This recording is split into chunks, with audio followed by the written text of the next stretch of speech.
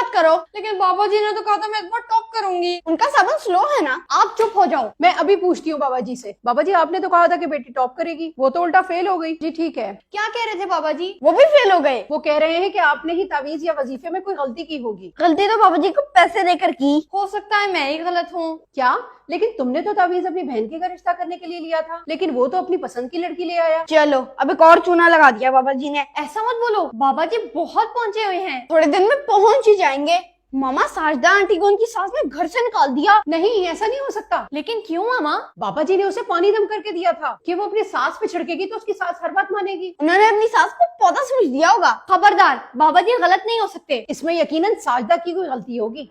सास या बहू को काबू करना, शौहर को ताबेदार बनाना, महबूब आपके कदमों में, शादी अपनों में होगी या गैरों में, इन सब सवालों के जवाब वही लोग मांगते हैं जो ज़हनी माजूर या बेवकूफ होते हैं, क्योंकि गैब का इल्म कोई नहीं जानता सिवाय अल्लाह के। ऐसे फ्रॉडियों का ज्यादातर शिकार खवातीन होती हैं, जिन्हें अपने पैसे के साथ साथ बाज औकात अपनी इज्जत भी देनी पड़ती है। जिन फ्रॉडियों से आप उम्मीद लगाए बैठे हैं वो भी आप ही की तरह एक इंसान है और जरूरतमंद भी, वरना उन्हें क्या जरूरत है काम करने की।